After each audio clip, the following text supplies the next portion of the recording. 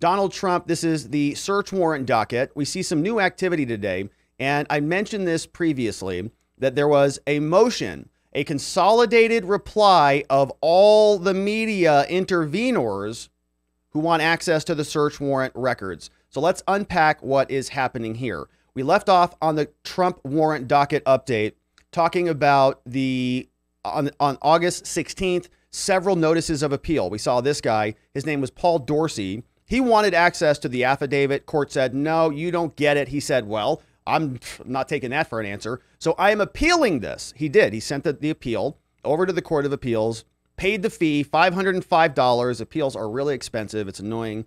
And, you just had to pay for it. So he did. Now, we got another person who we talked about. His name is Michael Barth. He also wanted access to the sealed search warrant. And today the judge came out and said, no, I told all of you already.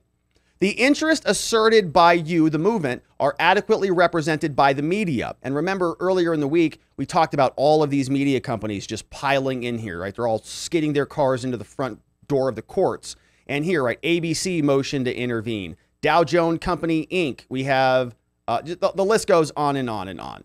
I mean, basically every single media company is in here. Dow Jones,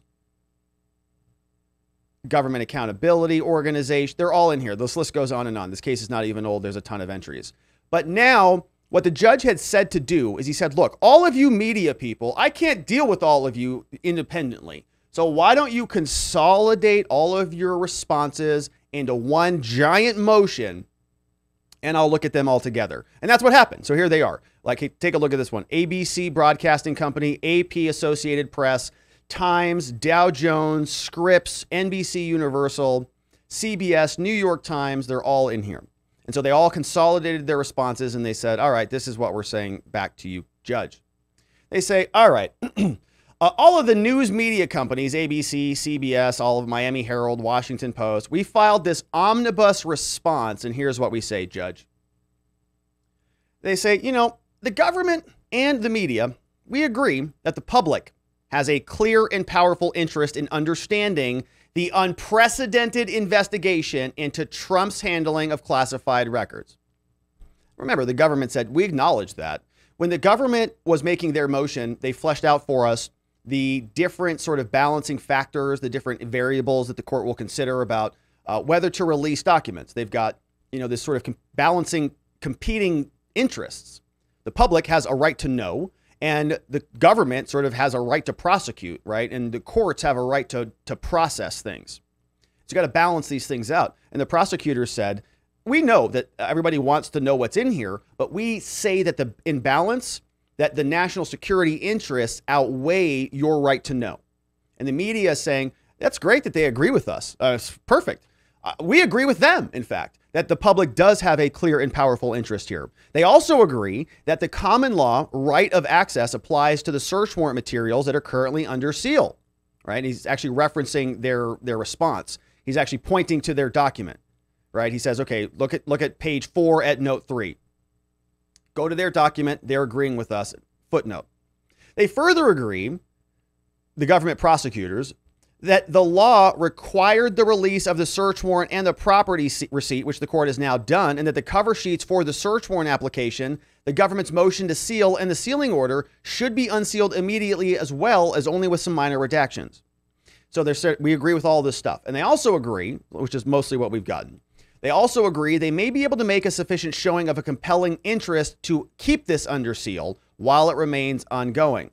So we agree on all of that stuff, but the media says the government, however, has taken the position that the affidavit of probable cause must remain under seal in its entirety, despite the presumption of access, with little explanation as to how release would harm the ongoing investigation. And we were very critical of this. Remember, it was all national security crap. And it was all, we'll give them a template of criminal prosecutions. And we were mocking it. I think that was on Tuesday. We were saying, yeah, all the other presidents who are having their home potentially raided, they'll learn what the DOJ is doing. Wow. Yeah, this might, alert all of the other presidential criminals being charged under in espionage acts about your investigation. It's ridiculous. It was like a copy and paste motion. They say, even though many of the details are already public, they are still not telling us exactly how and why this is so bad. In the government's view, the necessary redactions, they say, quote, would be so extensive as to render the document devoid of content that would meaningfully enhance the public's understanding of the events. Saying that if we release any of this stuff, it's just going to look like a big black page. Everything's going to be redacted. And so you stupid public, you're not going to learn anything from it anyways. Response at page 10. This runs, or at whatever, however they're referencing it in their document. I think it's on page 10. It was a 13-page document. Yeah. This runs counter to the presumption of public access, meaning we start that the public gets it. This requires the disclosure of as much information as possible. The affidavit of probable cause should be released to the public with only those redactions that are necessary to protect a compelling interest articulated by the government. And they haven't done that yet. They make the argument, they say the public has a clear and powerful interest in the search warrant. Even Attorney General Merrick Garland wrote this when he was the chief judge of the D.C. Circuit Court. They're referencing Judge Garland, who's now the Attorney General. They're saying, this is pretty weird. The DOJ doesn't want to make this public now. But this is a problem. They say there's a case that came out of the D.C. Circuit Court. You can see this here in 2020. There's also another case, see also, called MetLife versus Financial Stability Oversight Council. This was a 2017 case, and Judge Garland was the author of the opinion of the 2017 case. And it sounds like Leopold may be actually referencing that opinion or something. But regardless, this is what the judge said when he was judge. He said, the common law right of public access to judicial records is a fundamental element of the rule of law, important to maintaining the integrity and the legitimacy of an independent judicial branch. At bottom, it reflects the antipathy of a democratic country to the notion of secret law, inaccessible to those who are governed by that law. And they say that in this opinion, he writes, says the right of access serves to produce uninformed and unenlightened public opinion. That the public needs uninformed and enlightened public opinion to safeguard against any attempt to employ our courts as instruments of persecution and to promote the search for truth and to assure confidence in judicial remedies, right? Yeah, that all sounds really, it sounds great. Yes, thank you, Judge Garland. We agree with you. Transparency and accountability are important in making sure that you're not turning the DOJ and the courts into political hack jobs.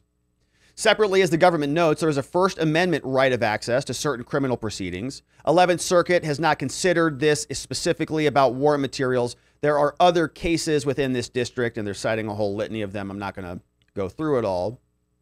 Fast forwarding, it says, consistent with the presumption of access, meaning if we all start at the same baseline, we get access to it. The DOJ, under Attorney General leadership, has joined the media interveners in recognizing the public has a clear and powerful interest in understanding what the heck went on at Trump's residence. They say it weighs heavily in favor of unsealing. Other people have joined. In recognition of that interest, the court acted promptly and diligently to ensure public access to the search warrant and the receipt. In other words, the court has already agreed with us that the public really wants to know about this, and you moved quickly when you showed us that first round of documents. And so now we're saying, since you've already said it's urgent, just carry that over to this one. Just unleash those other documents as well. That same interest extends to the affidavit of probable cause in this matter, which outlines the government's basis for the extraordinary step of seeking the warrant to search a former president's home. Extraordinary step. The unsealed search warrant and property receipt revealed that Trump is under investigation for potentially violating the Espionage Act, mishandling top secret documents, and obstruction of justice. Notice of filing of redacted documents has all of that listed for us. So the media says, look, in these circumstances, it is not merely a recitation of Hornbook law to say that the public has a right to learn as much as possible, as soon as possible, about this historically significant event, including the details, right? What Hornbook law, it's sort of like think of it like an encyclopedia of law, like one of the most boring, useless things that some people use it. I don't use it. Smarter lawyers probably do. But it's something that, it's like, oh, what are you're opening up like the book and you're just saying, oh, here's my law, right? That's not what is happening here. They're saying, this is Trump. This is the former president. We've got midterms in like 90 days. He's going to be running for office again. There's a whole January 6th committee that's been investigating him for 18 months. It's not just law. I mean, I can sit here and recite law to you, Judge. Do you want to see all of the law? But for the love of all that's holy, my friend, look at the reality, right? Look at what's happening on the ground. It says here, notably, the former president has made no objection to the release of the warrant materials and, in fact, has gone further than the media interveners, calling for the immediate release of the completely unredacted affidavit on social media. So they're saying Trump wants even more than we do. Trump wants no redactions even on there at all. So he's a party to this. The media is a party to this. We have a presumption of access. Trump wants it released. Release it, Judge. The government has told the court in arguing to keep the affidavit under seal that if it were to release the document, certain unspecified redactions would be necessary to harm the integrity, to prevent harms that would jeopardize the investigation. And while the government characterizes those necessary redactions as, quote, extensive, meaning they're going to black out the entire document, it admits that some portions of the document, if released, would not harm the investigation. Yet the government thus far appears to have made no effort to identify the particular portions of the affidavit that it believes pose a risk and explain the basis for that belief. Instead, asserting the court is already, quote, familiar with the highly sensitive contents and the specific harms that would result from its unsealing. The judge already knows that it's harmful, so they don't need to explain it. So they're having this conversation between them and the judge. so nobody else gets to know. The defense doesn't know. The media doesn't know. It's just them two. And they're saying, yeah, but we have the presumption. And, this is a First Amendment issue. And this is a really unprecedented event that's not even remotely comparable to anything we've ever seen before. So we need access to it. And to overcome the presumption of access, right, a legal standard, what is the rule? They write, this court must make findings of fact on the record supporting closure. So you don't get to have that private conversation between you and the prosecutor, right? Judge, you need to tell us why we don't get access to this thing. We have a presumption, and if we don't get it, why? The government has offered little assistance in this regard, given the high level of abstraction in its response. It's just talking nonsense. It's just a litany of a templated language. I say it's nonsense as applied to this case, right? It's not, it's like, okay, it's national security, don't want to templatize your investigations, got it, but that's not necessarily relevant here. The media tells Biden's DOJ, they say, look, Judge, any proposed redactions from this government must be narrow. The government must explain to the court why each redaction is necessary to mitigate harms to the integrity of the investigation. If they're making these claims, why we can't show that paragraph or that paragraph, why?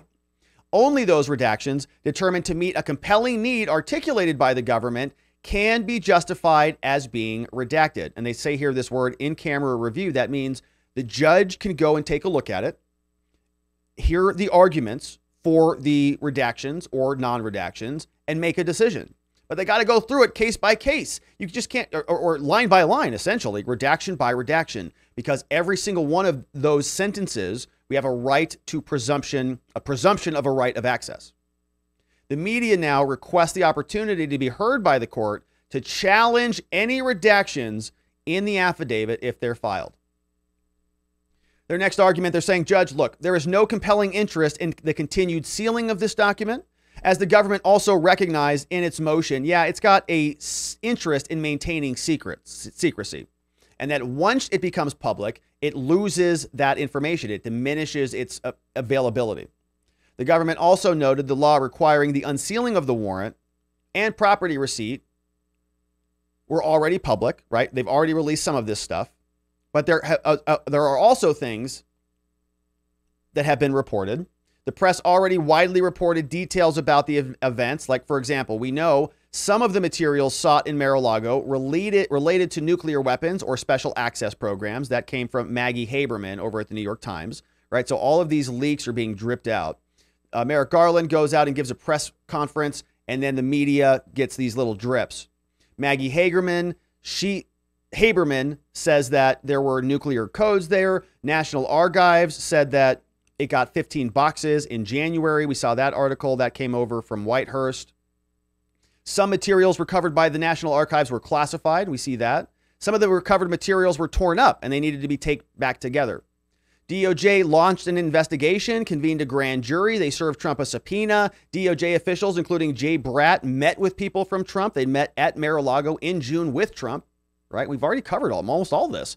During the June meeting, Trump briefly stopped but did not answer any questions. Stopped by, right? He swung by. He said, hey, you're here from the National Archives?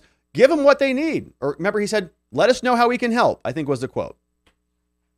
Also, during the June visit, the group toured storage facilities at Mar-a-Lago and got some materials there. Covered all that.